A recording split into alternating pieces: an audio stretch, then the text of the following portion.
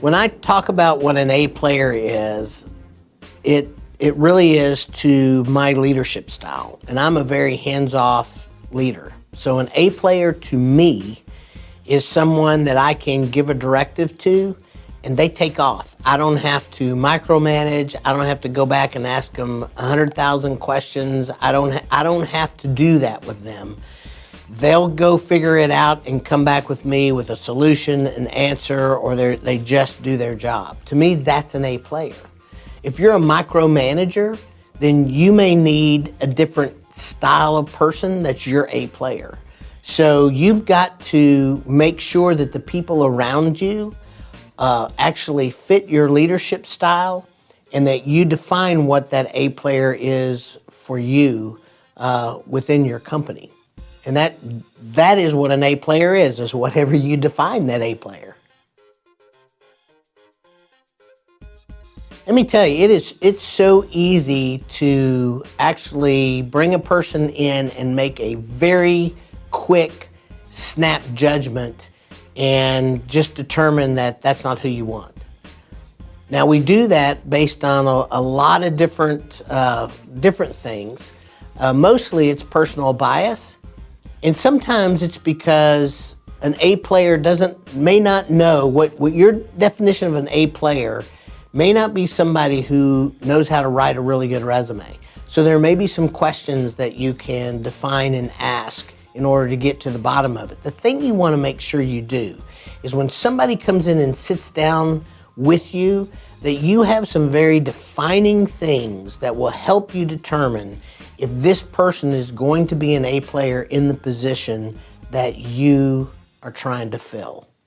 So you can overlook that person if you haven't really taken the time to define and know what it is you're looking for and what that particular position, the skills and values that person needs to have to be able to pull off that position really well. So a lot of times you overlook it because you're not paying attention to the things that you need to pay attention to as either the manager, the owner, or the HR person.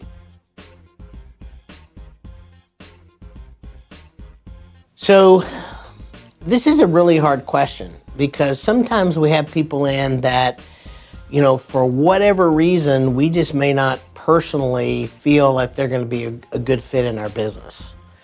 The thing, though, in order to overcome a personal bias is to make sure that you are very specific in what you need in that position.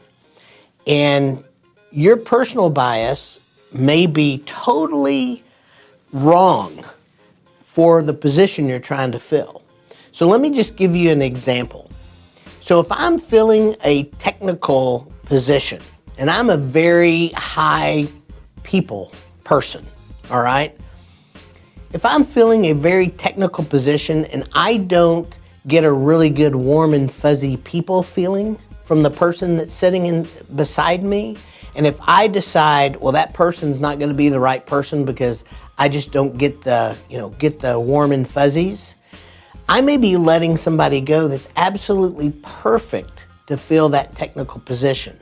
But if I know that who I'm looking for is a person that has this skill, this quality, this whatever, and though it may not match my personal, loves and likes, but it does match exactly what the position requires, then I'm not going to miss that person. So it really is dependent on me having really good definitions. And I've said this several times in relation to these questions, but it's really, really important because that's why we miss people. So when somebody sits down and you're hiring, if you haven't defined what you need in a person for that position, then you are doing not only your business a disservice, but you're also doing anybody you hire a disservice. You have to take the time and effort way before you have people, way before you put the ad out, so that you know exactly the type of person that you need to fill the position that you're going to fill. If you don't do that, you're spinning your wheels, you're wasting time, and probably not making very good hires.